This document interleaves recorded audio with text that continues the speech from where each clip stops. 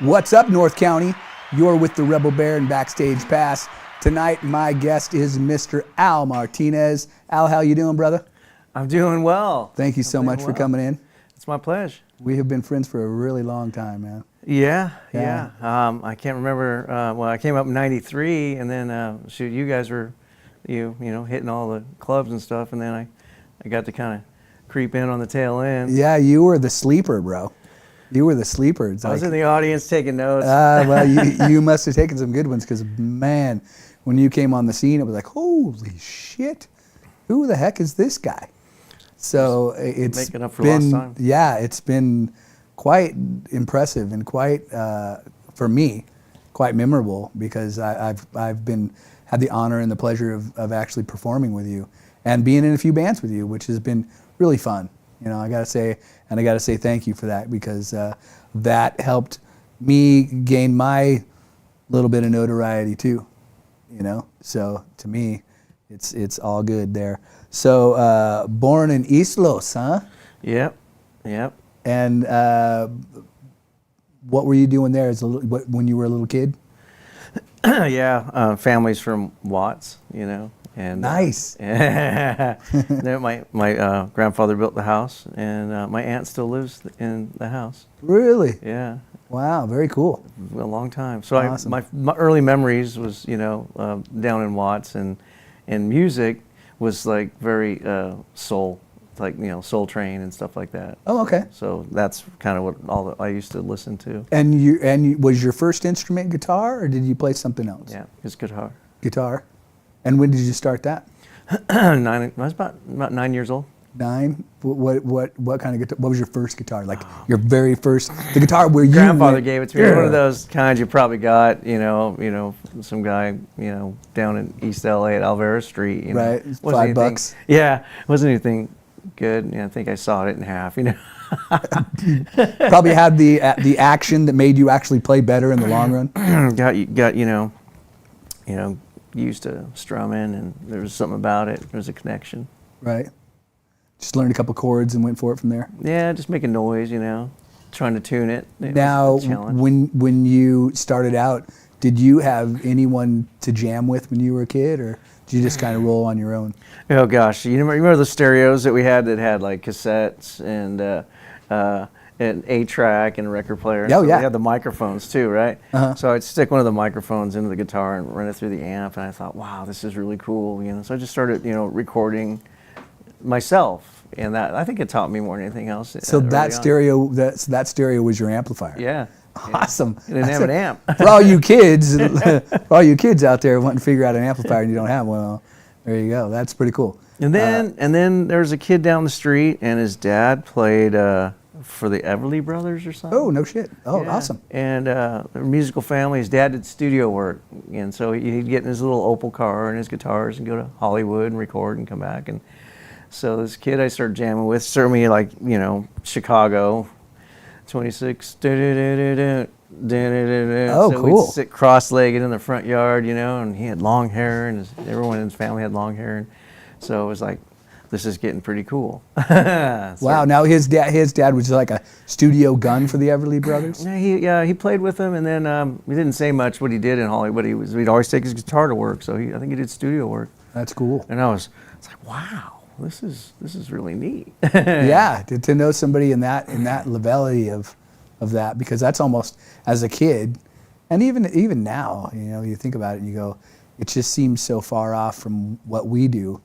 You know, we're you know, big fish in a little pond, but when you get outside the little pond, it's like, you know, there's a lot of talent out there. Oh yeah. And then you'd see all the you know, the road cases, Everly Brothers and stuff, and it's like, you know, road cases that back in the day, it was like, wow, gear, right. You know, right. Gear monsters. That's cool. Yeah. So and then you moved here and moved to the Central Coast in '93. Yeah. And what brought you here? Was that work or just your desire? Yeah, I graduated from college, and you know, trying to find work in LA was tough because of the Gulf War.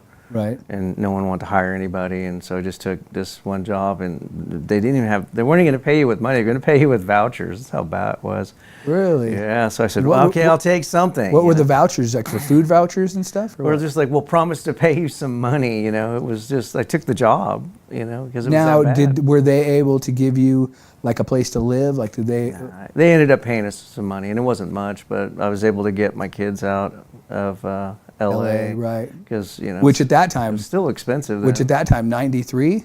Yeah. You figure that's like when the riots and all that was going on.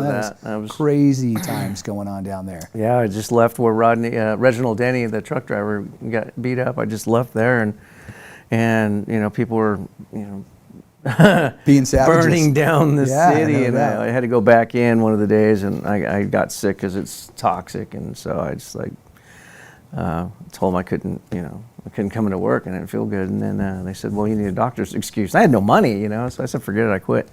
And then I got a phone call the next day, boom, to work for this one company, to come up here. And that was here? Yeah. Cool. Because I was in college, I went to DeVry, got my degree, electronics, and then so one of the guys that I went to school with lived in Santa Maria. And so he was friends with Ernie Rodriguez. So he wasn't related to it, but they had the same last name. So they called themselves cousins, and stuff, but they weren't. But you know, his name was Frank Rodriguez. And so they're all Rodriguez's. And right. So I'd come up and visit up there, and I go, wow, this is really kind of cool. I never end up. There's no way I'd end up here. There's no way, you know. So the next thing you know, I'm up here. That's cool. That is very cool. But I had lived in other places to realize I didn't want to be there, and I'd rather be up here. So now, aside from the guitar, other instruments you play, drums and. Yeah, I did a lot of recording while other people were gigging. I recorded, so trying to get people to come in and just play a part, it was just impossible. It was almost right? impossible. Yeah, I hear it in my head, and it's like, oh my goodness, and the feel would be so different. So then, you know, I'd finger drums, you know. I've recorded like that myself. Yeah. You know, and anyone knows that's finger drum. Yeah, yeah. So I did little machine. Yeah, and then I started programming stuff. I was recording stuff in LA for records and stuff. So I get a budget from a record company to go. It's like, we need a song. It says certain words. Has to be 4 minutes or 2 minutes. So I would write songs within the constraints. Did you ever take any formal lessons or anything like that? I did when I was up here before I started gigging. I played with this guy, Jeff Bedrosian. He did the open jams, and we were at Mr. Rick's before they redid all the, you know, the modernization. Right. It was all funky, and I would just play bass for Frankie Paredes, you know, and so then once in a while I get to play guitar, you know. And this guy came over and he goes, "Hey, I can help you," and he hands me his card, and I go, "Okay." So up till then, you were playing by ear. Yeah. Okay. Yeah, but tablature, you know, was coming out, so it helped to, you know, get the right header lines. So just kind of like sight reading on your own. Yeah, I'd sight read, but then you couldn't take charts on guitar on stage anyway, so you just had to know it. Right. So it was like, well, it's nice to read music, but you know, I can't take charts with me. Yeah. But there are guys that are reading charts. Oh, there are. I saw a band the other day, and I go, oh, that's cool, you know. I think it's like anything else. When you're singing, you're singing. When you're reading, it doesn't seem like the inflections are right. Yeah, yeah, I definitely got that. So I took lessons for about 7 years. I played bass for this guy, great guitar player. So I played bass for him, and then I started to really get a handle on, you know, I wanted to be a better lead player, but to be a better lead player, I had to really know what was underneath it, you know. Right, so it's like the opposite, and so okay, that's where it goes, and so I had a really a good ear to listen to what everyone else was doing, you know, because it had to kind of. I had to play through the changes, which was fun. Instead like of just staying on the one, you know. Yeah, like we were talking about listening to other musicians when you're playing. Mm-hmm. You know, that's an important part of being a musician, is being able to do your part, but listen to the other musicians to know where they're going also. So it's, you know, causes less of a train wreck kind of type thing. Keyboards and ukulele. Yeah, I started playing keys when I was, when I lived in San Bernardino. I went to Fullerton to my aunt's house. They was giving away a piano, and I took it all the way back to San Bernardino, and you know, just start, you know, hacking out, you know, stuff, melody lines and things. So sometimes I get to play it more often than others, but Right. But the problem I have is the stages are so small and so many little parts that I would play, it's almost not even worth taking it. It's just kind of in the way. Well, in hindsight of being on stage with you and playing stuff like Journey and things like that, bands like that where there are keyboards, you do a really, really good job. You were very well formed on being able to play, ding, ding, ding, ding, ding, ding, ding, ding, ding. Oh, to play the to play the you're like I remember the first time I played a singer in a smoky room. You kind of doing that. Yeah, I heard I was like, okay, how's this gonna go? And then when you started playing, I was like, oh, he's playing the piano part on the guitar. Holy, well, damn, okay, that makes it twice as easy. I had learned it one time, and it's like, but then you don't play it, and then all of a sudden it's like live. It's one of those things I really get nervous on. The guitar, not so much. It's almost second nature. But any other instrument, you're like, oh no. But people are. I'm always testing myself, to sound like a keyboard player when I can. So. Well, it sounds great. The bands that you've been your first band here was what? Good Spirit? Is that it? How did that come about? Well, I was a field tech for like Snap-on, Sun. I was in auto shops and stuff, and I met this guy Tim Musio, and we have a band. We're looking for a guitar player, lead player, and so they had a rhythm guy who just didn't play any lead. Right. And I said, sure, yeah. So then we would do car shows because they were mechanics and they knew people and stuff. Oh, right. So yeah. we'd get a couple gigs a year, but we'd practice a lot, but they were just nice guys, and so we did that for a long time, And that was the Fossils, right? No, the Fossils. Or Good Spirit. Good Spirits, yeah. The Fossils was oh gosh. Okay, so Southern California Gas, Robbie Q and the boys, they worked for SoCal Gas, and I met a lot of the guys, and then they needed a bass player. Some of their bass players and musicians would be at Vandenberg, and they would come and go. So they didn't stay very long, so sometimes you needed a musician. So then somehow he hit me up, and I a couple of years I played bass for. I learned a lot from Robbie Q. Robbie Q was a great showman, and just the way they just put that 80s, feel and how he just handled things. Now, the name The Fossils, did that come because they all worked for the gas company? Gas meaning fossil fuel. It could have been, but he was funny. He had one of these long, like little hairy chin thing, and like the flame, he'd dye it blue. Oh, no shit. That's classic. Robbie Q, and he was just, before we'd start, shots and stuff. It was. That's getting primed. Yeah, they were just. I just learned a lot about when you're on stage. It's kind of. They'd have to, their shirts, you'd have a foil type shirt, something sparkly, and always new shoes. So I thought, wow, they want to be on stage. And they had like these boxes on the side, and they had fans and lights, and the girls could dance. Oh, that's cool. That's awesome. That's cool. Yeah, they still have them, I think. Really? If you ever see their shows and stuff. Robbie, I miss you, man. Yeah, awesome. So going down the line, you played also, keeping in line with playing the bass.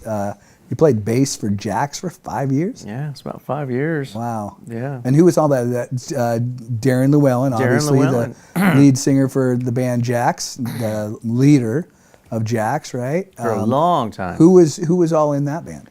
Drummers were like Spinal Tap, they rotated. Yeah. Gosh, I think Demi might have been, Doug Swain, and I can't remember. There were so many. Those two guys, between those two guys, Doug Swain and Demi Solario, they've probably played in more bands as drummers just as those two than all the drummers in the county. You know what I mean? It's like those two guys are fairly sought after drummers because they had so much material. Like they're jukebox drummers. And I was intimidated because I didn't know a lot of this stuff, and just kept learning. You'd learn these songs and then you move to the next band, and you just kind of take all the songs that you'd learned, and it just kept wanting to get better. And right. And the problem I had was some bands played some of the songs in different keys. So you play with one band this night, and the next night you play with the next night, and so you had to just get used to different tunings, different keys. Right. And at first it was like, oh no, I want to mess up. I've seen musicians get in heated arguments over keys not being, well, we played it this way, I played it this way, and it's like, well, who cares? My ear's going to find it. I still Just play have it. guys that they do not understand that the guitar can be tuned different ways, and and like There's so many different tunings. like they think standard is it, and that they've never heard of E flat, and I just like, you never heard of Black Sabbath? You never heard of Alice in Chains and Van Halen? Maybe they think that all that stuff is in 440, Guns N' Roses. which I don't know how you could hear it and not know that it's not in 440. Well, I just know that when I like tuning E flat if I can, because I can't hit the high notes that high at the end of the night. Well, that is a savior for most all singers. That It's like when a half band, step yeah, is that half step huge. makes a huge, especially if you're playing 4.5 hours. 5 sets at Yeah. Harry's or something. Right, You're just like, yeah. oh, this is brutal. Another one of my favorite bands. I only got to see you guys one time at the Siren. Was the Hitmen. That was a good band. Really had good great, band. Well, when you're like playing with great players, you can kind of command a keyboard player. Right now, who all played in that band? Ronnie Apol, Ronnie Apol on Ray bass, Rocha, Ray on drums. Greg Verberal. Yeah, Remember Greg? Yeah, Greg. We played with Greg Yes, also. we did. Yeah. And Great guy, God bless The him. songs are all centered around keyboard. As I got into guitar and things, it's like I wasn't like it has to be guitar at all. It's like about the songs that people want and listen to. And Greg had the keys all programmed and stuff. So He was good at that. So we went with whatever he had. Right. That guy was, God rest his soul, that guy was super fun guy to play with, like probably one of the most chill guys. Like there was no drama and no headache and no, he wasn't some, hey, I'm the best keyboarder around, prima donna. He was just the chillest guy. I wish I had the chance to play with him longer than I did. The last few shows were emotional because he could only play it like upstairs. What was that Paso Inn? Oh, okay, yeah, Paso Inn. It Yeah. was a 2-hour gig, and he says, I just can't do 3 hours, It's like, so I kept booking the 2 hours, And was that health reasons? Yeah, he thought he wasn't sure what he had, He had lupus or something, and he had something with his heart or something. Yeah. And then when he hit, he ended up driving, I don't know, to get to the hospital. They said, how'd you do that, But he was probably just scared, And, Right. And so it was all about, the last few gigs. It was emotional for me. And Yeah, well, I knew something was up, He was a good dude. I liked him a lot. He was a really fun guy to play with, and I know a lot of people who know him that miss him dearly. Yeah, we Quite used to let him talented. run. He'd have certain songs. He'd get that guitar. It's a Right, yeah. And he'd run around on stage with that. He'd run around out there. And, Yeah, and it's he awesome. just loved it. He loved it, and we just would sit back and just watch. And he was. And I'm glad because he just was enjoying every last bit of that. Good. Hey, we're gonna take a quick break. We're gonna come back and talk about Voodoo Lounge. Hey, this is the Rebel Bear Backstage Pass. Please stay tuned. We're gonna be right back with Al Martinez.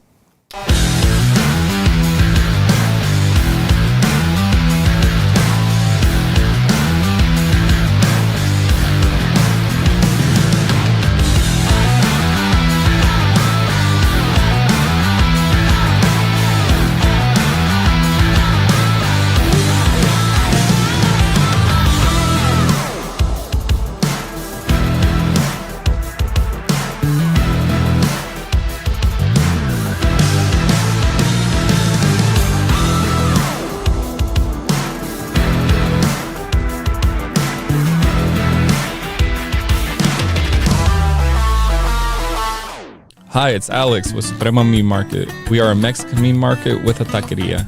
Come enjoy our high-quality cuts and meats. We offer choice and prime Harris Ranch beef, as well as chicken, seafood, and pork items. In the taqueria, all of our tacos come with handmade tortillas. We also offer specialty items like chilaquiles and chile rellenos. Come enjoy Taco Tuesday with Suprema. We offer our tacos at $1.99 each. Suprema Meat Market is located at 8950 Montecito Avenue in Atascadero. Are you tired of looking at that worn-out concrete garage floor, patio, or porch? Look no further than MGP Coatings, where customer service reigns supreme. Our team goes above and beyond to ensure your satisfaction every step of the way. Before we even start coating, we meticulously repair your concrete, ensuring a flawless finish that lasts. And here's the best part. Our Pentec coatings are 4 times stronger than epoxy, so they won't chip or peel, making maintenance a breeze. Plus, they come with a limited lifetime warranty. Call us today at 805-952-5301 or check out our Facebook and Instagram and experience the MGP coating difference. Don't wait. Transform your garage, patio, porch, or driveway and become a part of the MGP coating family. Hey, what's up, North County? You're here with the Rebel Bear, Backstage Pass. We have Mr. Al Martinez in the house. Al, say hi to your fans, buddy. Hello. All Hello. right. Hey, Dave Vardo and the Voodoo Lounge. Super fun guy. He's invited me up on stage a couple times. I remember the first time I saw you guys, I knew you were playing with Dave, and I knew Voodoo Lounge was out, and I hadn't seen you yet, and you played Morro Bay Harbor Fest. Oh, yeah. Yeah. You guys played for like over 150 people that day. It was a lot good day. of I people. remember that was a great weekend. A lot of people were there. I snuck my way up to the front, and I don't know how. I think I knew a couple women there, and they were like, "Oh, Kelly, come on, sit with us." And they made room for me, and I just sat there in amazement because you guys were so good. You had the whole gamut covered. You know, Vardo was playing the harmonica and singing, and you guys just. Romy West was playing. Romy with you on guys. bass. Right. Who always owned that? We had what's his name? Guitar player. Other guitar player. Can't remember his name right now. And then I can't remember. The drummers would come and go. So I think it was Demi. Little revolving door. Yeah, Demi. We had a handful of drummers. So I couldn't say which one was the regular one. Now, how did you get in with Vardo? How did you get in? They were at like Fuel Dock or something, and I went in just to say hi. You know, always because Romy, she's just like my bud. Oh, Romy, I love Romy. Romy West. Romy. We got you, baby. We're thinking about you. So then, of course, you know, they're like, "Come on, play guitar." Okay, all right. So I hop on up. So I finish up, and Vardo goes, "Hey, you're Al Martinez, the surfer." Usually, it's like the guitar player, and because you're the one that got me to post surf pictures. I didn't want to. Oh, dude, you're the one. I remember the first time I talked to you about surfing. I'm like, "You surfing?" You go, "Oh, I love surfing." So like, dude, you got to post that stuff online. Yeah. And so when I finished, and Vardo's a big guy, and he goes, "Hey, I need a guitar player," and I live at the ranch, Hollister Ranch, over by Gaviota. And so I go, "You need a guitar player?" And I go, "We could probably work something out." So. You know, you traded your guitar prowess for a surf spot. To go surf the ranch because you know, to get in either a boat or you had to own property or know somebody, and I didn't know anybody. So he lived on this. It was like this small orange avocado farm. It was like the Garden of Eden, and you know, he was a vegetarian, so it's like, you know, it was gorgeous, man. And that's where all his neighbors and stuff are rich, and next thing you know, we're jamming, and this guy comes over with a '59 Les Paul, throws it on the bed, goes, "Here, play it." I'm like, "I didn't want to touch it." I'm like, it's the Holy Grail, man. Totally, yeah. So it's only worth $8,000 to $10,000 like $1 million guitar, so I get to play this thing, and then next week, you know, he brought the ES335, you know, over, and he just, you know, got all these guitars and stuff, and you know, I like all that stuff, but you know, I kind of, it doesn't suit my playing so much. Right. But it's like driving a rare car. The tone, though. I mean, I try to just focus on what that tone and with the pickups. There was some kind of I don't know. It's like the ceramic. You know, it had the bite, you know, and it had all the frequencies were just right on the neck pickup, and they matched the back. And it's just, they have this kind of this right amount of glassiness. And is that the 2-way or is that a 5-way? What is that? That was with a switch. Yeah. It's just front, middle, together, and back. So 3-way, right? Yeah, 3-way. That's cool. And so we did a lot of gigs, Santa Barbara, like private parties, did some club. Vardo was a hustler. Frog and Peach. Stuff all Frog over and Peach. the I place. played with you guys at Frog and Peach one night. Man. Yeah. I jumped up and did. I think I did. He had originals, I did a too. Stones song, and I did Rock and Roll by Zeppelin. Yeah. And there's a video floating around of us doing that. Like Of us somebody got, I don't know who it was, but somebody captured. Thank you for the people that do the videos, Yeah, thank man. you. Yeah, Thank if you. you're videoing bands, and do us a favor, video the whole song. Yeah, somebody captured our rendition of Rock and Roll that night, and that was really fun. And every time that'll come up on my old Facebook account every now and then in a feed or something, and I'm like, oh, that was a good time. And like you, I just walked in that, like you walked into the fuel dock. I just walked in and they were like, hey, I think it was Romy who noticed me first. She's like, hey, Kelly's in the house. Yeah. And then Varda was, Rock star of the house. Varda was like, dude, you got to come up here. I'm like, all right. Yeah, so that was a lot of fun. Varda was, we had a lot of stuff worked out throughout the show, and so I picked it up real quick and how we do call and answer, and we get real dynamic with stuff, and did the Rolling I love Stones dynamics. thing. It's And just he was good about it. something that I think every band should have and should work on is a firm foundation of dynamics and reading one another to be able to come in and out of those dynamics. Because to me, when you drop it, when you're going hard and you drop it down, there's a feeling to that gives people the chills. And then when you build that back up and then break back into the ride, people are like, oh, that to me, that's the sign of a really seasoned group of musicians who have it together. And to me, that's extremely, like, that kind of impresses me more than anything. Yeah, I've been playing a bunch of crazy modals and scales and stuff but the dynamics. Yeah, I'd rather prefer dynamics than a band playing a whole bunch of notes. Because notes don't really have any feel. Especially when they're piled up on one another. When you're playing real fast. I mean, I could be playing wrong notes. Who's gonna know? Which I right? do. Yeah, which I do. Another band that I only got to see one time. Saw you guys play at Harry's, and I thought it was a great band. Friction Addiction with Tim Heath on vocals. Oh man! And I never, I knew Tim, and I'd never really heard him. I heard he was a great singer. I never really heard him sing. And then one night, I think it was Dimmy had told me a few days before, I saw him at the supermarket or something, and he's like, "Oh, Friction's playing at Harry's. You ought to come on out and check us out." And I went in there, and when I was standing on the street talking to somebody, I could hear you guys from outside, and I was like, "Oh, damn!"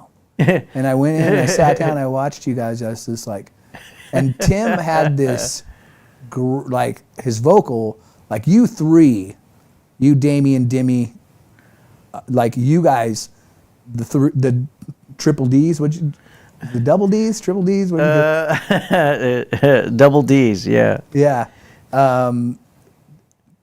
You three of you were outstanding together as a three-piece and as that foundation for that band. But Tim, on the other hand, was this really, like, to me, like almost a sleeper vocal. Like, I was like, oh, this guy. But when I heard him, I was like, oh, that guy.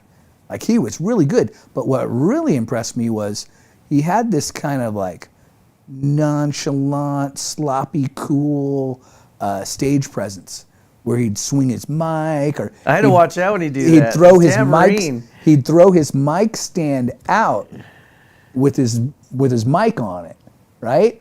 He'd throw it out like where it was like almost at the floor, and then we'd take his mic cable and go and wheel it back up, and I was like, "Whoa, I want to do that!"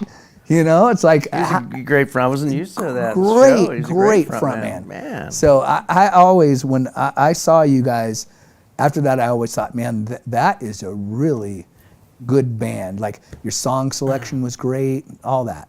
Used to roll in half stacks, but I don't do that very often. Right? Yeah. We were loud. Scott Tartaglia's band, Stone Fusion. Stone Fusion.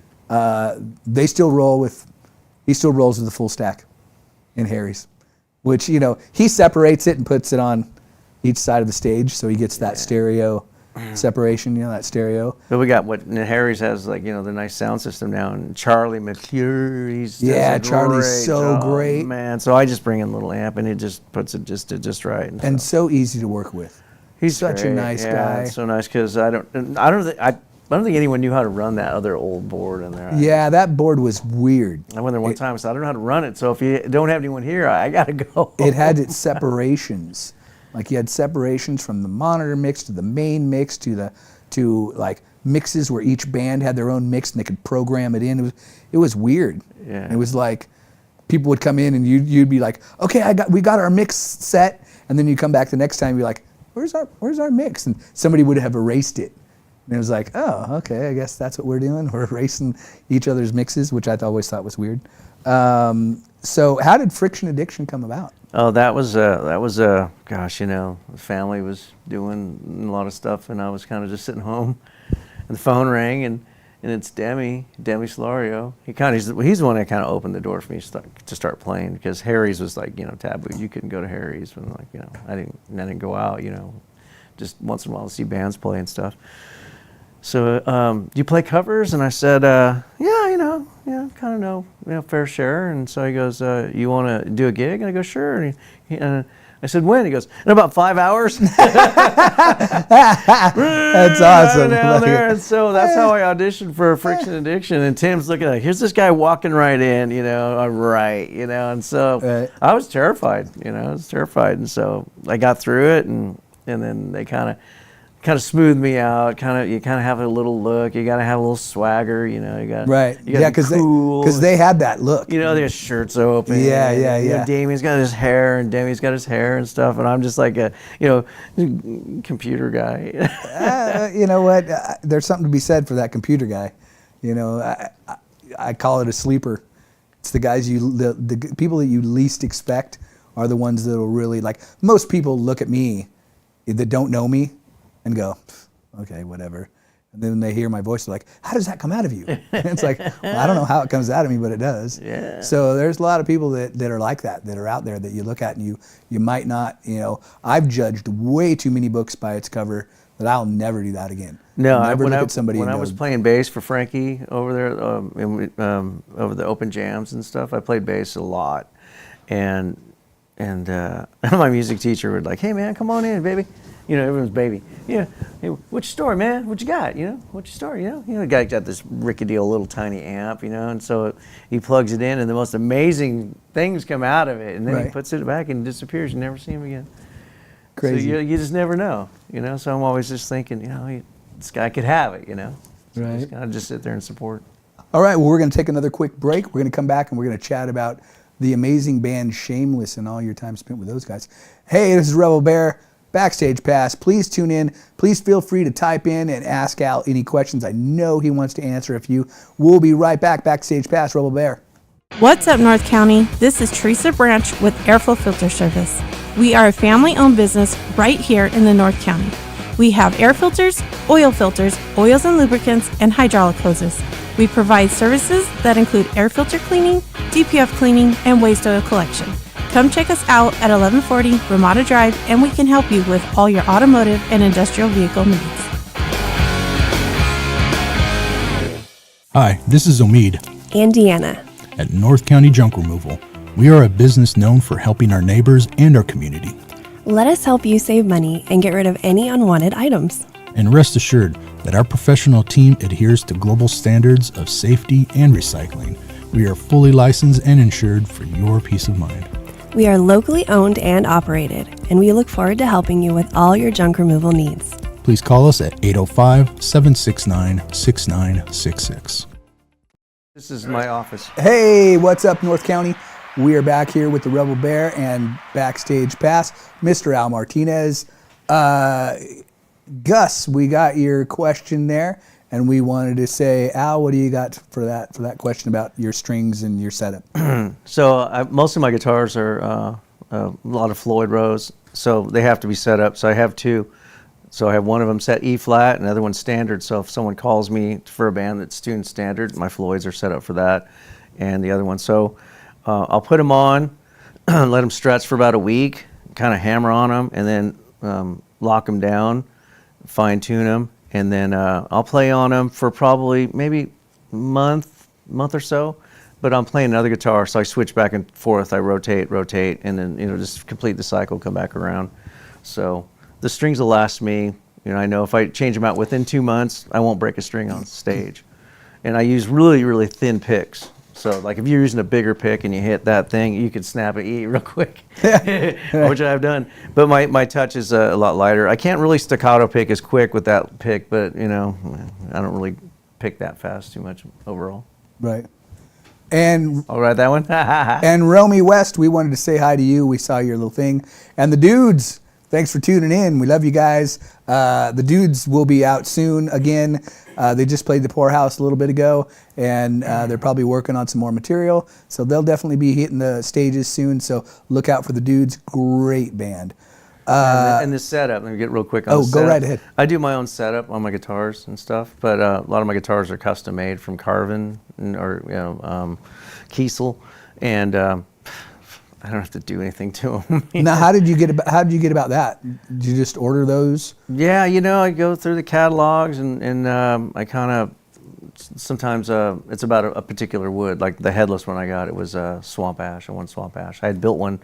I got a baker body, and I have this really cool neck that I got from Baker, and I put it together, and I don't know why I took it apart. Oh yeah, the neck, something happened to the neck, and so I just kind of just tore it apart. But man, it just had a certain sound when I recorded. It was just something about it, and so I go, I want another one like that.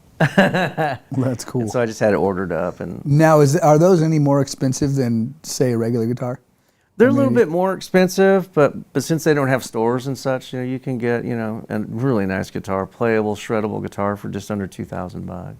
Which is a great deal. Yeah, for a great guitar. I mean, you can get Les Pauls and stuff and spend more and not be quite right. Right. And so I'm kind of like a. So it's to your specs as far as the fretboard and the neck and all that. What kind of frets you want? Kind of wood, yeah, like stainless steel. I never understood that, but stainless steel, when you're playing really aggressively, like nickel or whatever, would wear out real fast, and that guitar is going to need a fret job. Really? Yeah. I didn't know that either. Stainless steels, they'll hang in there.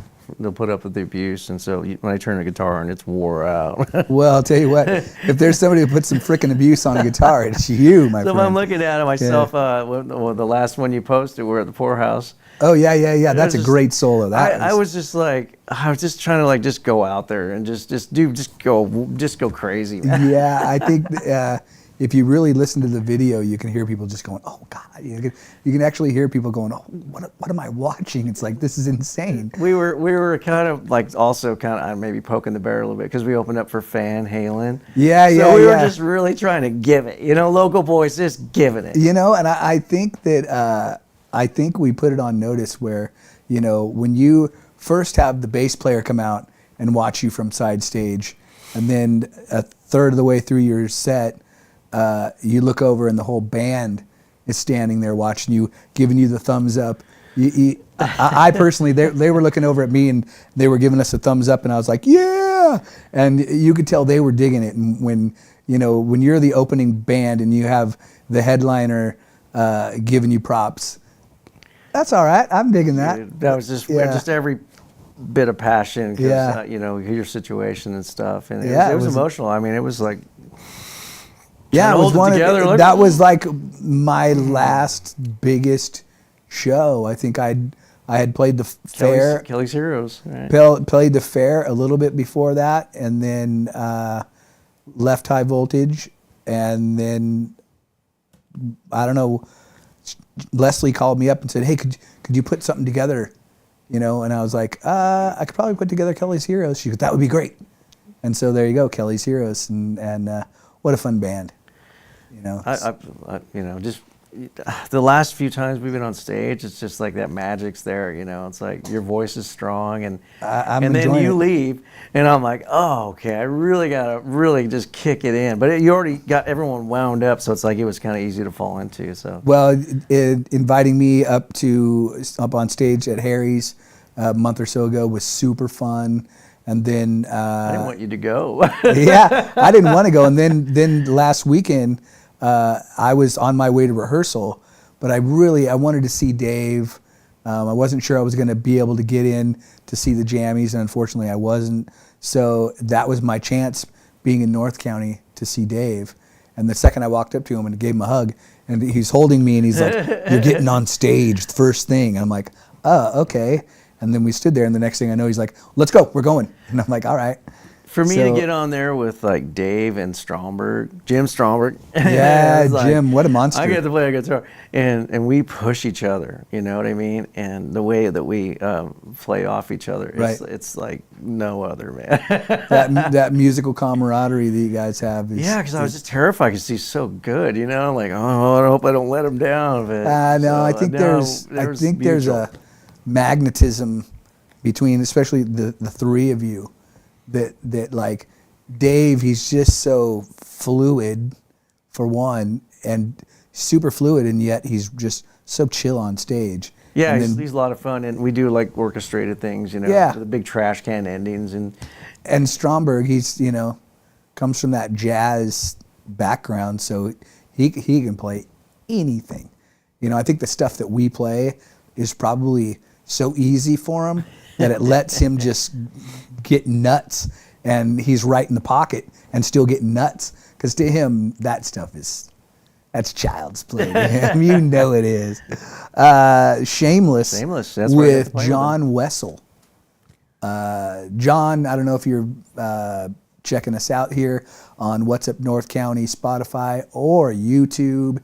You can check us out there, Backstage Pass with the Rebel Bear. John Wessel was the leader of this band called Shameless. Who was all in Shameless? over the years, many people, and Too many to list. Yeah, there's a long list. It's another program. No. So the band had blew up or something, and I had been in and out to help them out, shows and stuff. I think when Little Bill had the, aneurysm thing or something, and so I'd help them out. I help a lot of people out, they call up and... You've helped me out. I've helped Gene Baker when he hurt his back one time, and I mean, just the list is long. And so we put it together in a week, and I didn't even care who the drummer was. I found out it was Stromberg. I'm like, okay. So then we're playing Finn's every Thursday, and then we had a couple other little spin-off gigs here and there, but we put it together. There's songs that I sing, and there's songs that Jim sang, and so we were able to just throw it together pretty quick, and it was a lot of fun. Yeah. And so previous members were like what, Bill Starling before you got to play guitar with him? Yeah, when I first came up here, Starling was like, him and John, they were like, they did all these TV programs like this, and right. yeah, you remember, I can't remember what the names were, but they were just all over everything.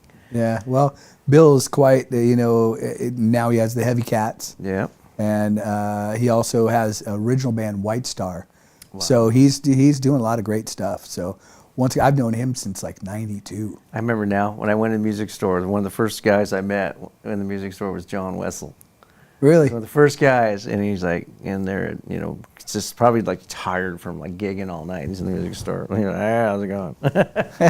And then it was just like, just friends ever since. Nice. Had to bring this one up. Just had to. Copycats. We booked it as the best dressed band on the coast. Copycats was a band that Al and I were in. That I'm not even really sure how it came about. Maybe it was. I think it was a spin-off from like H2M and stuff like that. Was H2M before Copycats? I think Copycats was before, wasn't it? No, I think it was after. Was it? I think it was after, and things are coming and going, and right. And then then all of a sudden we just landed on it, and we did a bunch of shows. Yeah, it was a fun project. We Tavern. We played a lot at the Tavern. Yeah, Andrea loved us. Andrea. She loved us a lot. Yeah, she treated us really well there. We dressed up as I don't want to say businessmen. Like I wore a full complete suit, like a 3-piece suit, and Al wore like this crazy I don't know what you were wearing, but you had a tie. I know you had a tie. You look all dressed up, and then Dimmy looked kind of like glam with a tie scarf thing. And then Damien, I think Damien probably had the coolest zoot suit. Yeah. Yeah, he had the chain. zoot suit with the chain, and that's the first thing I thought when I saw Damien. But that band was just so fun, great songs. Because we got to do, we did like No Doubt, we did. We did some of Save the a Horse, Friction Ride a stuff. Cowboy. Yeah, we were doing a bunch of fun stuff. There's a great video online. It was Lisa Baker's cancer benefit party. And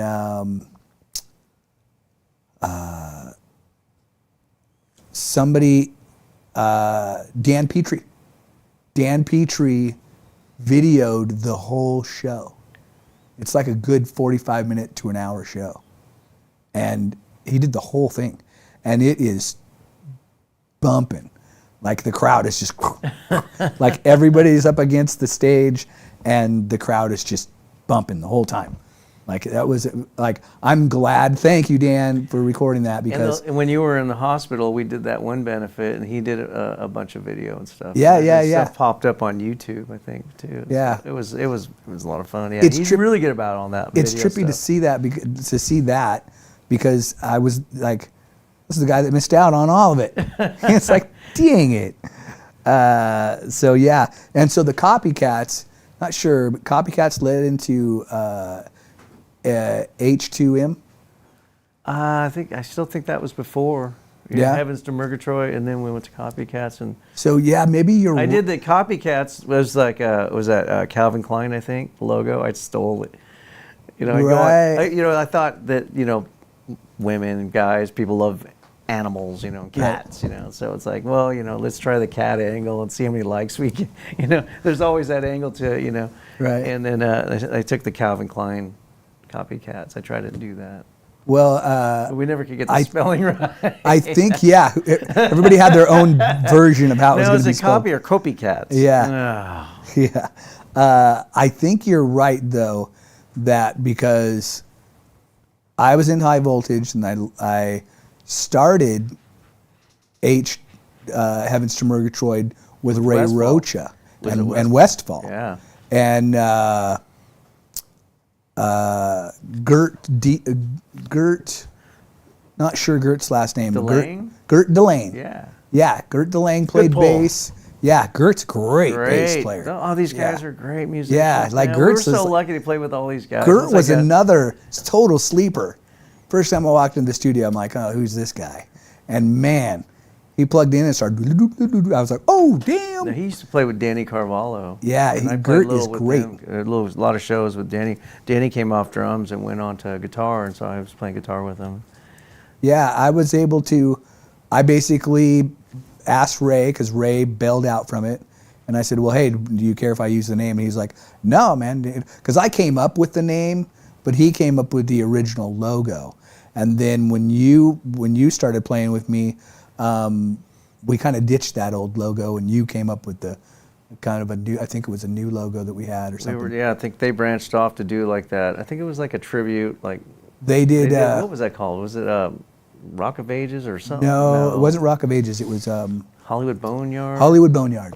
Yeah, which was pretty cool. They were great. Yeah, Ray, which was pretty Ray's, cool. when he does this stuff, blows my. I just give him total respect because he puts it together and makes it happen. Well, I'm stoked about what you guys are doing now because I see that actually doing good things.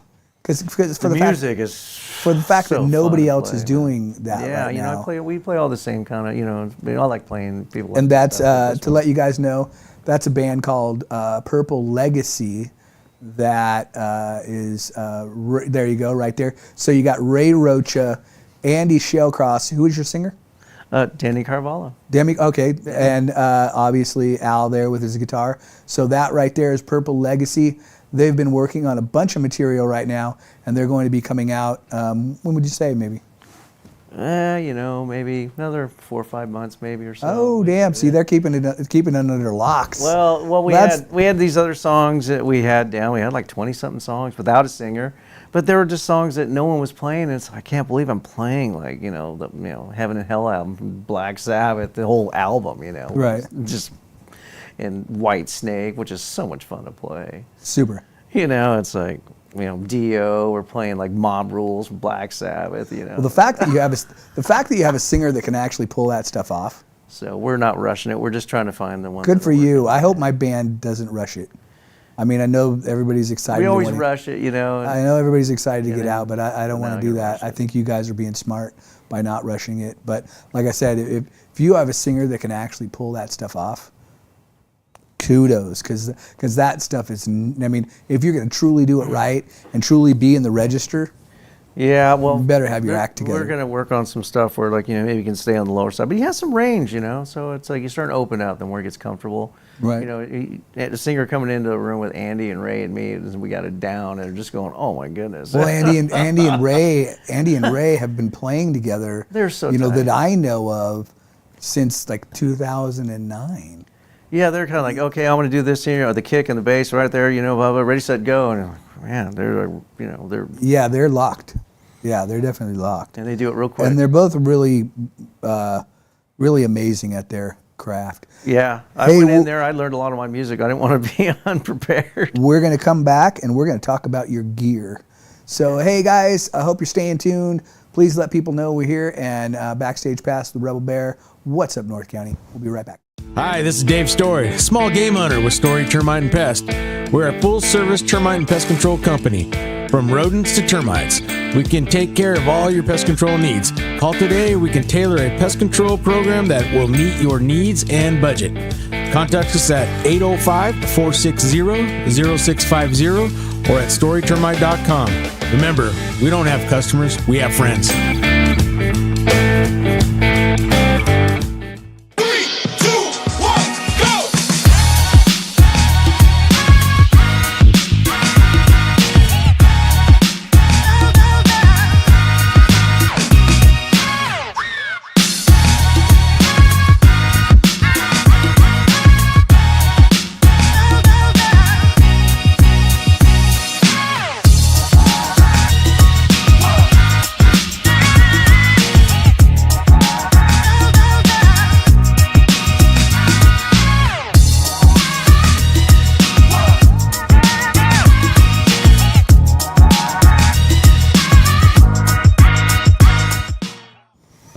All right, we're back. Backstage Pass with the Rebel Bear.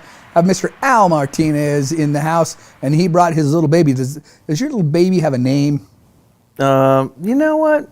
I don't have a name. Usually they all had a name, but I'm going to have to switch gears on those names. Now, is this one of the customs? Yeah. So I start singing more, and you know, when you have to look back or something with a headstock on, like an SG, you hit everything. Right. And so this one here, it was really nice. I felt like I can turn around on stage and stuff and not hit anything. And it took a little getting used to, but I really like it. I like it a lot. It's easy to carry around. If you just want to throw a guitar in the car, it's so small. Right. It's like basically just regular size, but it just With that 6 or so inches of headstock on. it makes a huge difference. Right. You just kind of. I think what happened was that when I was going to NAMM, some of the jazz guys were really into these because they didn't want to take their guitars and put it in down below because I think Travis Larson had this beautiful guitar and just crushed the stupid thing. Oh, no. And his guitars are. Yeah, well, Travis Larson is pretty. Yeah. So I'm not Travis Larson's by no means. However, that you can put these in on the carry-on, so you can take the guitars with you. Right. So And you just put that in like a heavy-duty hard shell or just soft shell? Just put it in over your head, when you're flying. Right. And then your little carry-on bag, and you're good to go. Gene Baker had these crazy soft shell cases that were, I don't know what they were, but they're in just like nothing will touch your guitar, and it's still a lightweight soft shell case.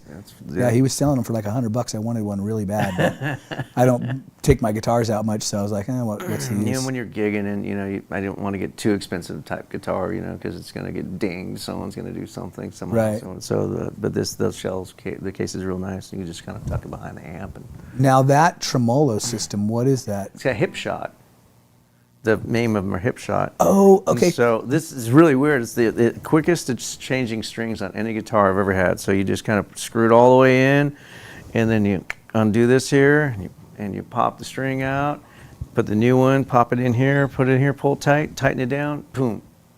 Really? Yeah, and I can change strings on this probably like 5 minutes. The whole thing? Yeah, Really? it's the easiest. Now, Hipshot used to make this. I had it on one of my old guitars, and it was for the E string to drop to the D. Do you ever remember that? It was a tuner. Yeah, a little. You would take your tuner out of the headstock. You took your tuner out and you popped that one in, and then just drill it in like a regular, and then you restring it. But then when you were playing your guitar, if you wanted to drop D on that E, you just reach up and go click, and it dropped D. But it had nothing to do with your bridge. It had everything to do with your tuner. You ever heard of the Kabiki bass? No. It's a Kabiki. Fender was going to make them, but they had that kind of the Kabiki bass on it. The Factor, I think it's called a Factor. And so, yeah, my Wolfgang has the drop D tuner, which is nice because I'm doing some drop D. And Right. the Floyd, you know, you can't do it on a Floyd. No, But if I have it's a Floyd fixed and you bridge, can't, yeah. And I have that, so it's like when I have to have a guitar that's going to be able to drop D, have a little tremolo, And come back. and so and stay in tune. So the Wolfgang I like for that because it has a drop D. Right. Which is pretty sweet. Yeah. And that stays in tune pretty well? This one here, yeah, this one here it's amazing how good. You know, on a cold or hot day, you have problems. With the Was motor. that the one you played when we were at the Poorhouse opening up for I might have. Van Halen? Because No, whatever no, one. I that- think it was a black Schecter. I think Yeah, it was a that's what it Schecter. was. Schecter, That one, you know what? It was really impressive. Is the way that stayed in tune. The way you were just physically beating the effusive. crap out of that thing. It was like, holy Lord! I'm waiting for it to break in half. Well, like his question over there. If you keep the strings, you know, regularly, you know, Right. kind of going through. But if they get a little on the old side, it's snap, and it's done. Because one string breaks, it's over. Yeah, no doubt. The whole thing just goes caves in on itself. It's like it Yeah. collapses. And Yeah, so totally. I roll with 2 guitars, so I can just grab one and So, how long have you had that one? a couple years. Is that considered to be like your favorite? Yeah, I like taking it on trips. I do studio work and it's small. I don't take up a lot of room, and Right. it gets. I call it my best sounding Strat for me because Strats just don't work for me. But I like the tones and stuff. So this one kind of gets kind of the Stratty tone. And that's the 5-way. This one here, it's center tapped.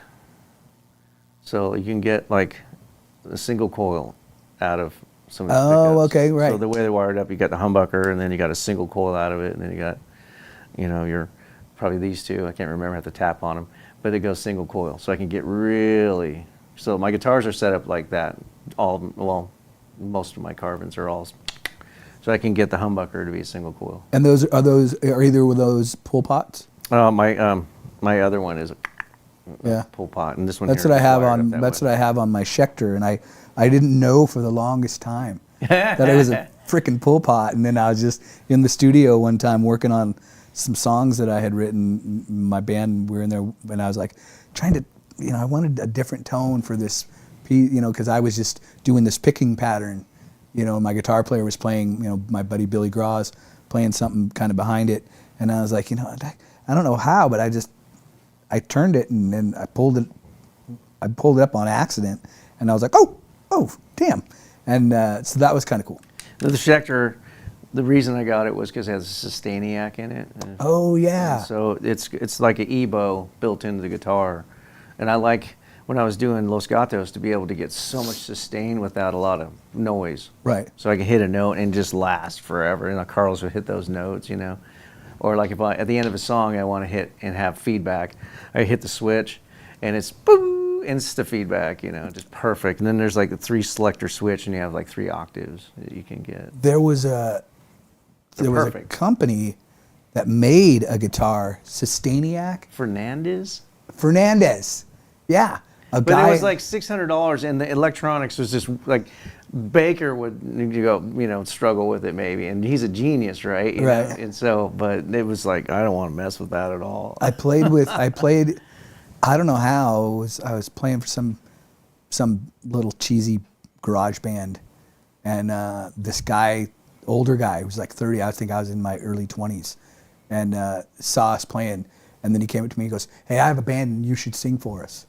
And I was like, okay. And I was living in Cayucas at the time, and they were out in Napomo, so I would drive my crappy little car all the way out to Napomo.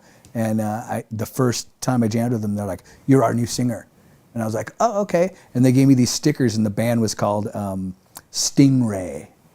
It was a bright pink sticker with a stingray on it, and I thought I put my stickers all over stuff, and I was like, "Yeah, I'm in Stingray." And I think I rehearsed with them like 3 times before I realized I couldn't afford to drive that far. I was just broke, had no money, you know. And so that was my little stinger. But he had one of those, and I always thought it was cool because, like you said, that guitar could like hold a note forever. I didn't really know how it was. I was watching Steve Vai, one of my favorite kind of guitar players, in Satriani. And their models don't have them, but then you go to NAMM, and the other ones that do have them, they're like, like $15,000 guitars. But it's like they had them in them because like Steve would hit this, like he'd do this routine where it's like woo woo woo woo woo, and it's like, how does he make it do that? You know? And Right. So I go, oh, it's the Sustainiac, and so you start getting into it. And almost all, it's like Neil Schon, it's like all these guys, you know, they have them. They're a little cheater. Yeah. Yeah, how funny. It's like, you can't have one, you're not a rich rock star. So this is the Carvin Cali carve top? Is that No, what this one's just the headless. This one, I think they called it the Trump guitar. Because we got, the money, so I thought, well, shoot, buy American. So I bought this as an Escondido American-made guitar. Well, you know what? Every one of my PA systems, other than a few of my speakers, have all been Carvin. And Eric McCornack helped me get my first Carvin PA. And I didn't have any money, and he put my PA on a credit card and let me pay him off. And thank you, Eric. I appreciate that. Enrique. Long time ago. And I wish I never would have gotten rid of that PA system. It was great. Always sounded awesome. Big fat tone. Yeah, Carvin is the way to go for American made. For a long and it's time. a shame that they don't have the Carvin shop anymore in Los Angeles, down there in Hollywood. I used to go to that. That was like a religious stop for me. I gotta stop and pay homage, right? So your Schecter, you like that Schecter too? Yeah, it's one of those guitars where its playability is pretty good, and it stays in tune really well, and the Sustainiac. I used it a lot when I was in Los Gatos Locos, and I'd have my, just a little bit of gain, and then I hit that switch, and it would just sing. I hit a note, and it would just sing, and it would just harmonically just clean just right. It's always like, sometimes you go to the amp and it's not quite there. Right. This one's always there. So now, it's tight. out of, for your fans and your listeners and the people that follow you and people that are musicians or up-and-coming musicians, they're looking for a guitar. Are there any guitars that you would say, hey, this is a guitar that I would suggest? If for a good go-to guitar, rocker, Ibanez is, always, a good price. Even the cheap ones are still pretty good. I like the neck on an Ibanez. I think it's maybe because my hands are so small. They feel They're good. just that thin. Some people will complain, I like the Les Paul fat chunky neck or whatever. And some Les Pauls have smaller necks, but that Ibanez really does have a really friendly neck to it. Yeah, like real thin. And the pickups on them are pretty good.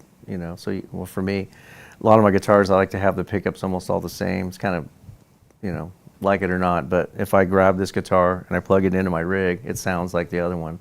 Right. I don't have to go, oh, hang on, let me readjust stuff. And this shows, you don't have time for that. You just got to plug in and go. Right. Yeah, like if you break a string, you want to be able to come back in and your tone is just completely different, Yeah, no, that does kind of stink. So it's they're all kind of the same. I mean, I like to have some that are different, but when you're playing a certain genre of music, it's like you got to get on with it. Now, your amps, you said you had a 5153?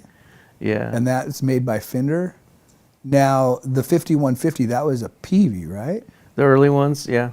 And then I blew a lot of those up. Did Eddie go from the 5150 to the 5153, or did Fender just make their own 5153? That was with Eddie. I think Eddie was not happy with Peavey because they were they were skimping on the cabinets. He wanted birch and not particle board and this, that, and the Right, other. And right, he, right. he's like, he wanted it a certain All makes way. a difference, man. Quality makes a And, difference. I guess the PV guy said, no, it doesn't. And so Ed, probably said, forget it. And then, Yeah, who wouldn't listen to Eddie?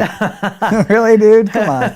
It doesn't make a difference. Yeah, tell that to the guy that's the master of, He hears things. I Yeah. heard it. He was pretty much deaf towards the end, but he could hear like a squeal out of something in a system somewhere out of nowhere no one could hear. He's just finely tuned. Right. But he, I think the story was it was going to be patterned off the Marshall super lead, but Ed was late or something, so I think they patterned it more off the Soldano. Oh, really? Gene is a big Soldano fan. He likes those amps. It's a good amp. And then the 5150s, the clean tone was too buttery, to get it to really clean up like a Fender, because when you're playing different styles, I like to have it like a clean amp. Right. And it hit the 5150 PV stuff, it just didn't have it. I had my first amp, my first real amp that I had that I was proud of was PV Renowned. Do you remember those? Super loud. Thing weighed like 75. Weighed Heavy. three times what I, 3/4 of what I weighed. Like, thing How do we weighed, move that gear? I don't know. Man, it's heavy. I struggled. Is what I did to move it. But that was a great amp clean, and a really great amp for some reason sounded. I had a little DOD distortion pedal, and it just sounded so good. But probably now, if I heard it, I'd be like, oh god, that sucks. I modified it a little bit. I put, instead of like 6L6s, I put KT88 tubes. Like a lot of glass. Oh, there you go. Yeah, so I did little mods here and there. But Ray Black, I miss you, Ray. Anyway, Ray was my amp guy forever, and we just spent a lot of time. And I'd break amps and he'd fix them. Now, speaking of, do you as a player prefer tube or a solid state? I'm a tube guy. Like I said, I like a lot of glass in there. Right. Some guys can make solid state sound good. I could never do it. It didn't clean up for me like I wanted. I get that. When you turn the knob down on the guitar, it just kind of gets this natural. Yeah, thing Daniel going Formica on. was saying the same thing to me. He said that he much preferred a tube amp for the fact that he didn't have to work so hard at getting the sounds that he wanted out of it. Where with a solid state, he said it's something about the feel of a solid state doesn't compare to the feel. When I'm practicing low volumes or something. Yeah, like that's that, and he still wanted to get that crunchy tone. He could still get it out of that. And I think he uses a lower watt amp too. Like, he doesn't blow through 100 all the time. He blows through I think it's like something like a 25 or something really low, where he's like, and then I just mic it. And Yeah. it sounds great.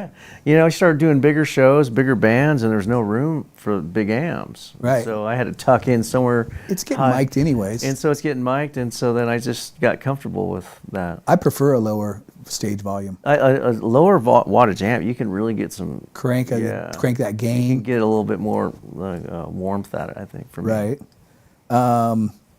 So out of those amps, that's what you would prefer is a tube amp out of anything? Yeah, especially the 5150s in a rock band, because like when you have a double kick guy going, this thing's not going to make it. You want to get that, Right. that closed back kind of crunch. Push. Well, let's hear that baby real quick. Sure. And then I wanted to ask you, you obviously, we talked about it using a looper. Yeah. Do you like as a writer?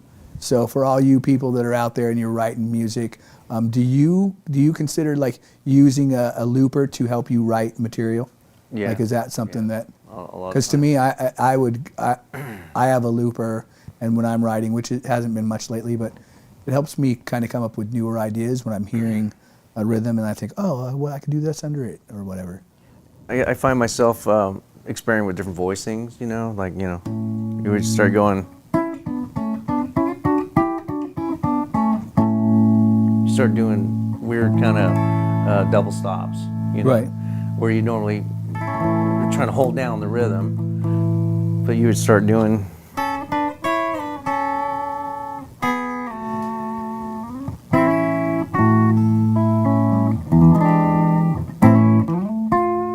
And then I started doing some lap steel bands.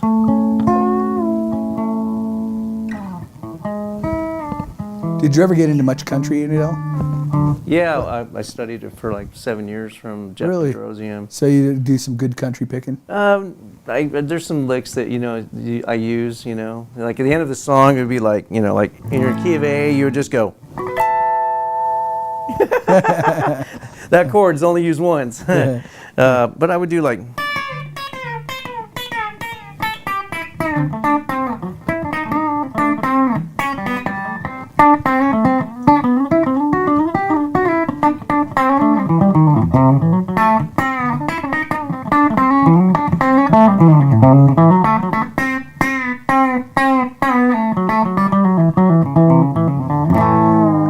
See, I like that. That's Chicken picking. Yeah, I love that. I love that kind of stuff.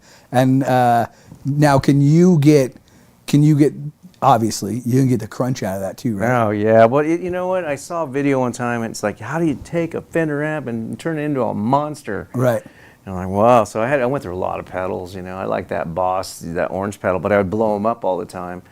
And so then like, I got to find something that's not going Now to blow up the pedal or the amp. No, the pedal.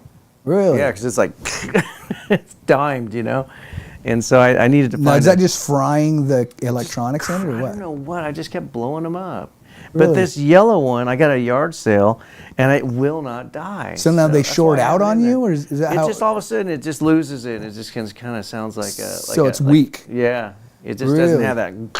It's like, I might do something. I might Yeah, not. I might not. And you're like, but I need you now. Like, Yeah, I'm yeah, got a well, headache. I you know? might. Yeah. Let's hear something crunchy. All right. Let's see if it's not too loud.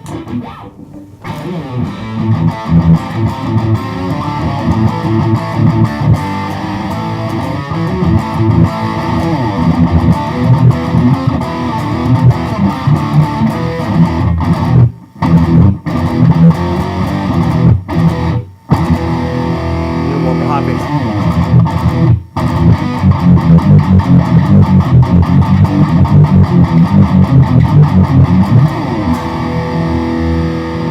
Cool. Nice. So I use the 5150 overdrive. That's the pedal. Right. It's lasted. And what are you using when you're just shredding? I'll use that and just you know, and then hit the Give wall. them some shred. Show them.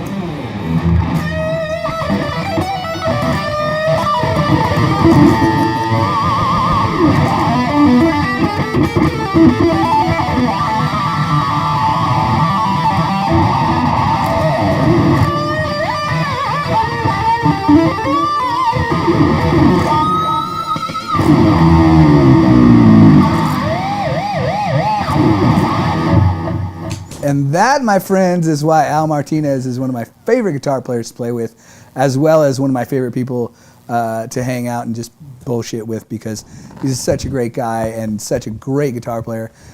Whenever I'm on stage with you, it's like you raise my levelity. You know, you bring it out of me.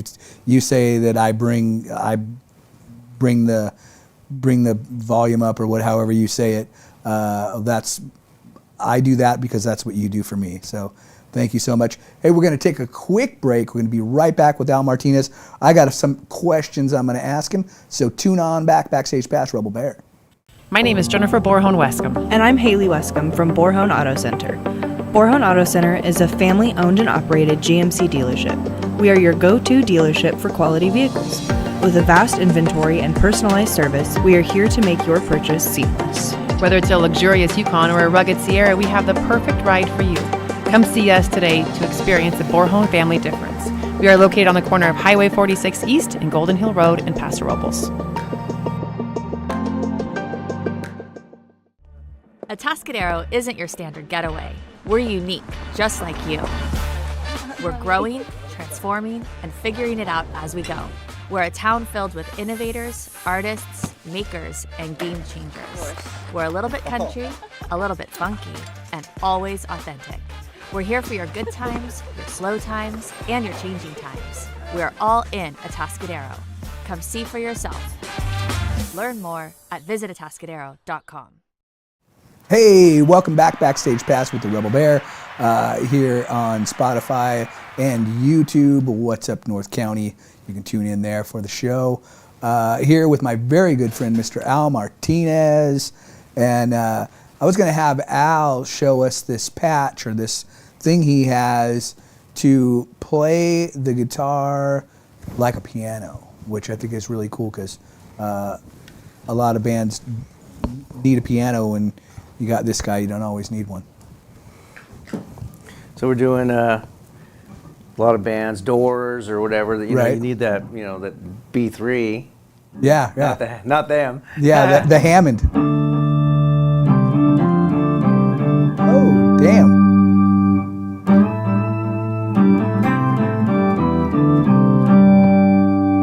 Sounds just like it. Put a little gain on it.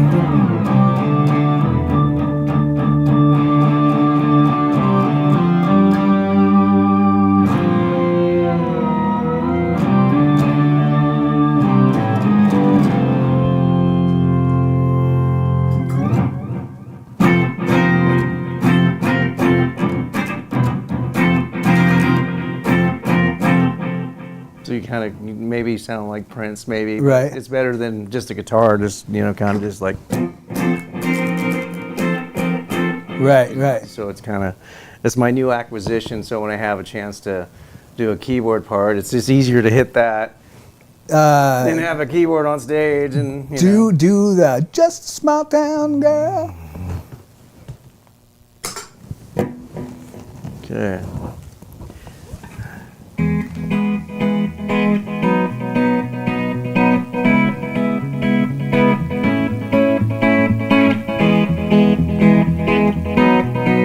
That's awesome.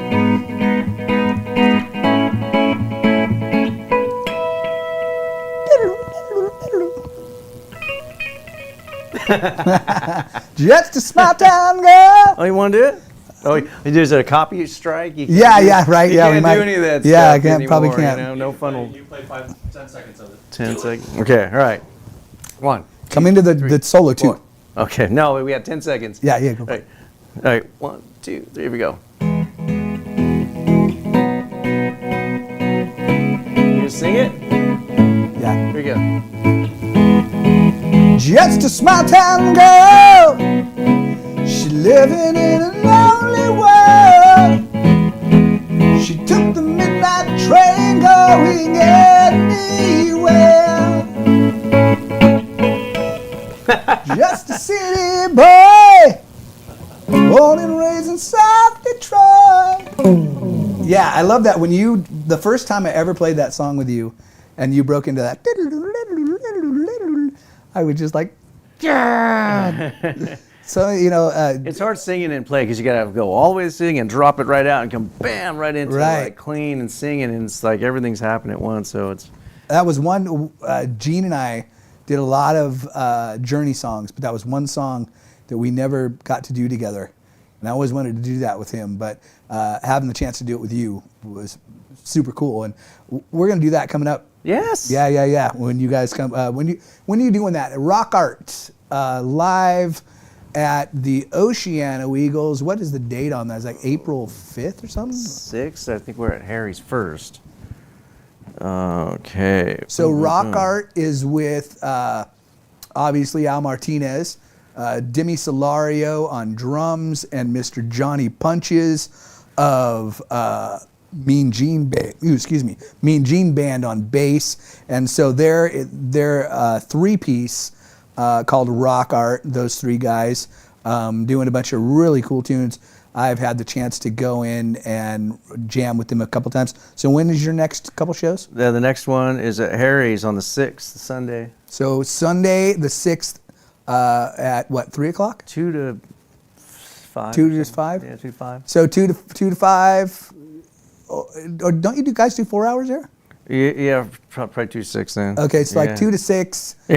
And that's at Harry's on Sunday.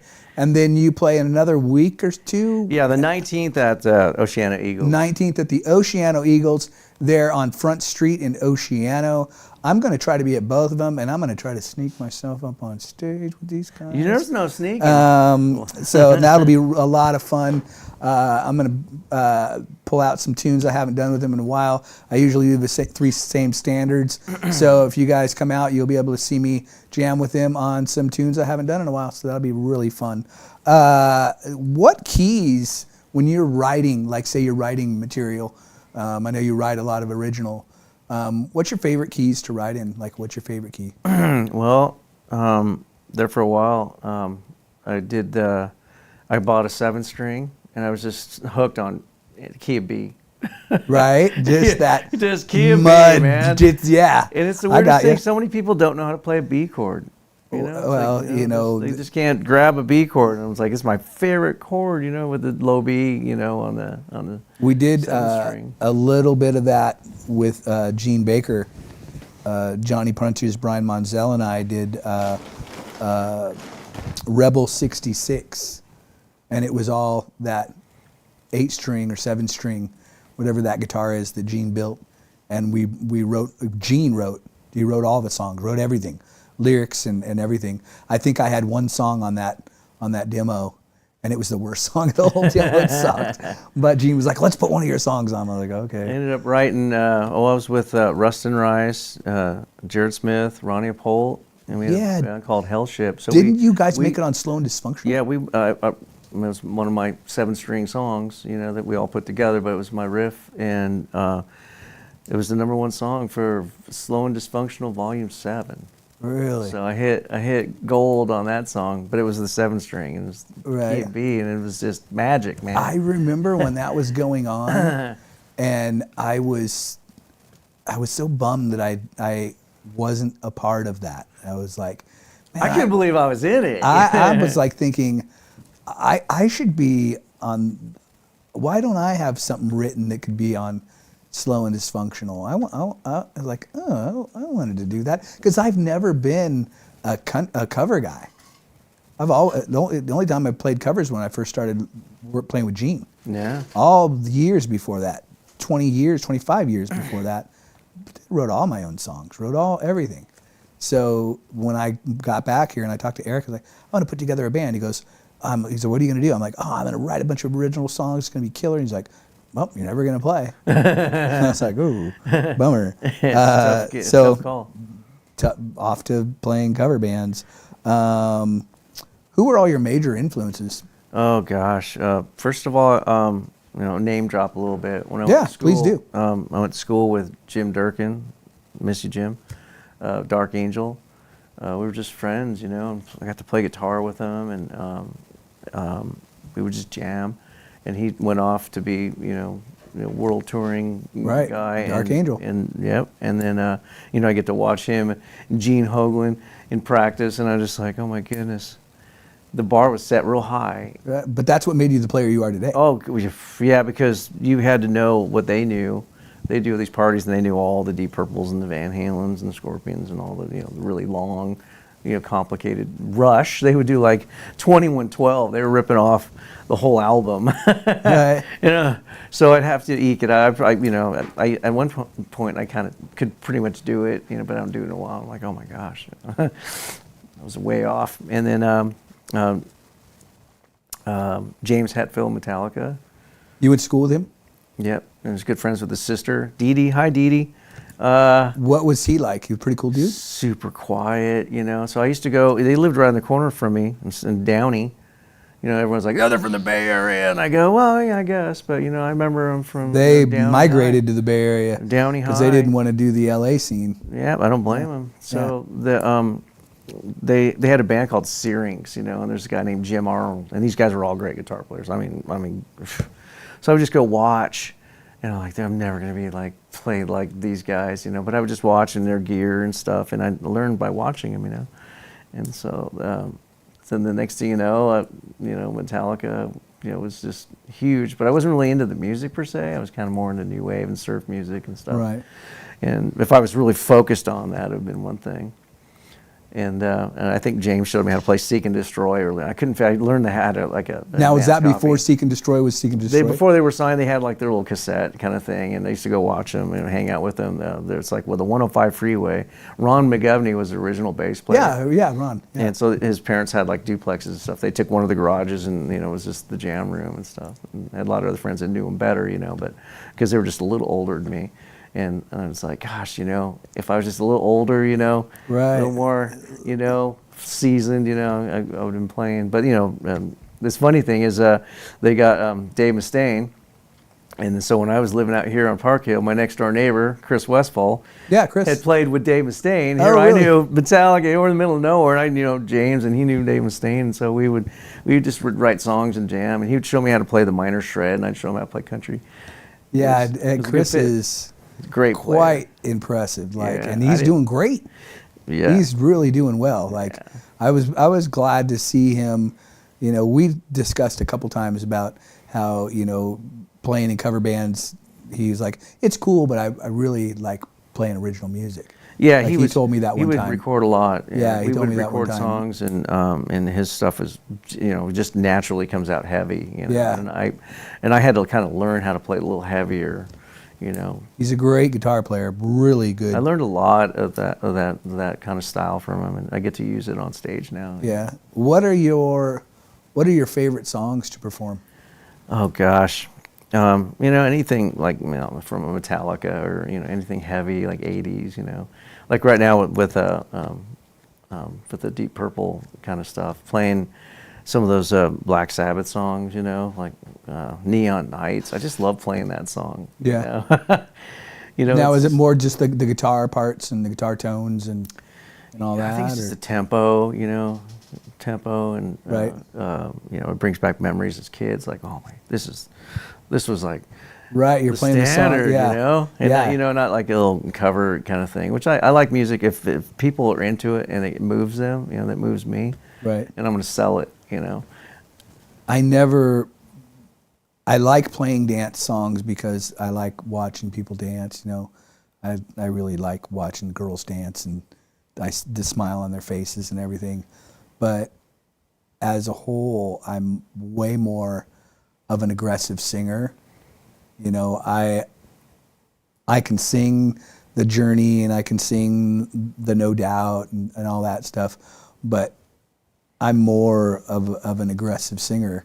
So that's where it just flows a lot smoother for me, So that's kind of how I look at it. I'm with you, and it's like few and far between, to get to playing like that, Right? I think you have to You couldn't just bust that out in a winery. I think you have to make a name for yourself to be able to do it. Like if I was just some guy that wanted to play the Poorhouse, and Leslie said, well, what's your set? And I said, oh, it's Night Ranger and it's Rat and Motley Crue, and she'd probably be like, well, I don't know. But if you have a name for yourself and some sort of even a small following where you got people that will come, then they'll bring some people, and I think a lot of people that watch us, watch you, like I was discussing with you the other night. You have your dancers. You've got fans that are just your dancers. Mm-hmm. But you have fans that just come to post up and just go, what's he gonna do crazy this yeah, like I'm not here to dance, I'm just here to see this guy just shred. And there's a lot to be said for that.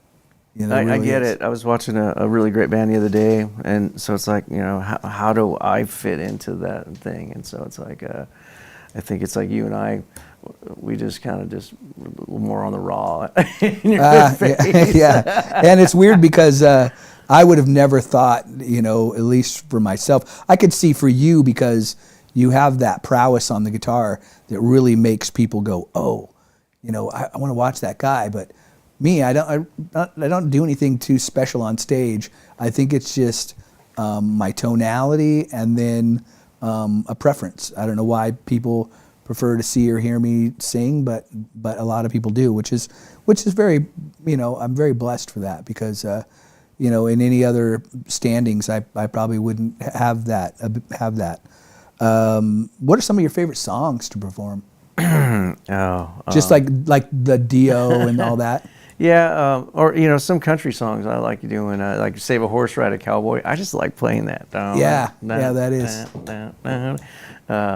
Certain kind of, I still like playing CCR, Yeah, well, there's a lot to be said for that older stuff. I got to play some Jethro Tull with John and with the flute going on. I mean, it's like, we grew up listening to what, no one plays flute and rock, and so we got to play a couple. We had to learn a few more Jethro Tull songs, and you know what? There was a lot going on. There was the very interesting arrangements, So when you start wrapping your head around songs, like, wow. We're going to take a quick break, and we're going to come back and chat with Al a little bit more here. Thank you so much for tuning in. If you got any questions or anything you want to ask Al before we tune out on our next one, please feel free to ask him some questions.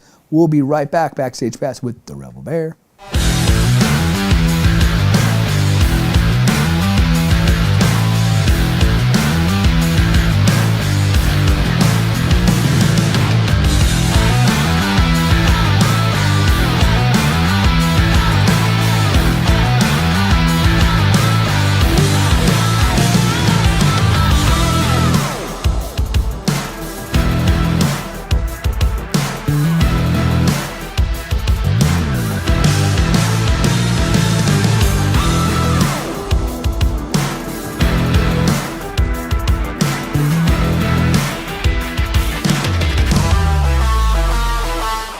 Hi, it's Alex with Suprema Meat Market. We are a Mexican meat market with a taqueria. Come enjoy our high-quality cuts and meats. We offer choice and prime Harris Ranch beef, as well as chicken, seafood, and pork items. In the taqueria, all of our tacos come with handmade tortillas. We also offer specialty items like chilaquiles and chile rellenos. Come enjoy Taco Tuesday with Suprema. We offer our tacos at $1.99 each. Suprema Meat Market is located at 8950 Montecito Avenue in Atascadero. Are you tired of looking at that worn-out concrete garage floor, patio, or porch? Look no further than MGP Coatings, where customer service reigns supreme. Our team goes above and beyond to ensure your satisfaction every step of the way. Before we even start coating, we meticulously repair your concrete, ensuring a flawless finish that lasts. And here's the best part. Our Pentec coatings are 4 times stronger than epoxy, so they won't chip or peel, making maintenance a breeze. Plus, they come with a limited lifetime warranty.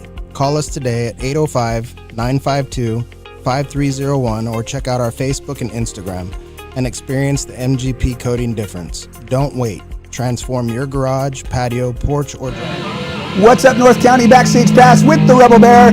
I have Al Martinez in the house. I want to thank him so much for coming in this evening.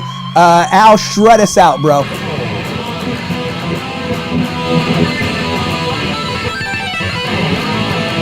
We'll see you guys next time. Backstage Pass on What's Up North County. You can check us out on Spotify and YouTube. Go there and check it out anytime. You can see all my past shows and all of my past interviews for all the different bands I've done. I have Matt Nunez and his father, Tommy Nunez, coming in on the next show. Please stay tuned for that. Thank you so much. Backstage Pass, Rebel Bear, Al Martinez.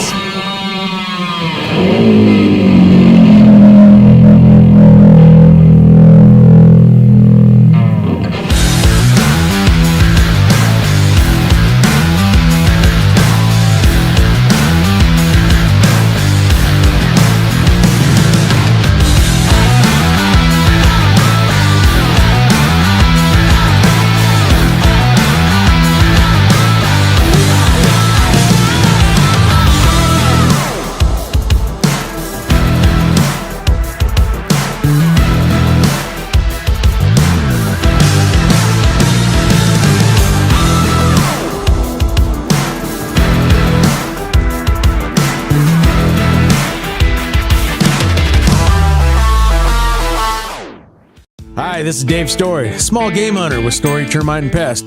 We're a full-service termite and pest control company. From rodents to termites, we can take care of all your pest control needs. Call today. We can tailor a pest control program that will meet your needs and budget. Contact us at 805-460-0650 or at storytermite.com. Remember, we don't have customers, we have friends.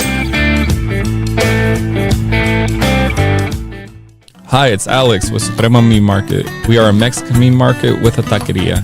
Come enjoy our high-quality cuts and meats. We offer choice and prime Harris Ranch beef, as well as chicken, seafood, and pork items. In the taqueria, all of our tacos come with handmade tortillas. We also offer specialty items like chilaquiles and chile rellenos.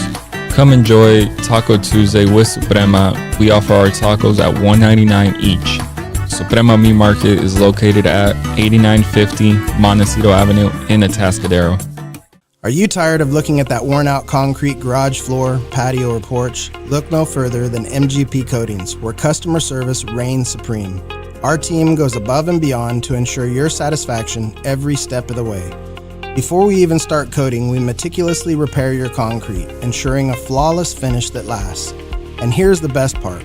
Our Pentec coatings are 4 times stronger than epoxy, so they won't chip or peel, making maintenance a breeze. Plus, they come with a limited lifetime warranty. Call us today at 805-952-5301 or check out our Facebook and Instagram and experience the MGP coating difference. Don't wait. Transform your garage, patio, porch, or driveway and become a part of the MGP coating family. What's up, North County? This is Teresa Branch with Airflow Filter Service. We are a family-owned business right here in the North County. We have air filters, oils and lubricants, and hydraulic hoses. We provide services that include air filter cleaning, DPF cleaning, and waste oil collection. Come check us out at 1140 Ramada Drive, and we can help you with all your automotive and industrial vehicle needs.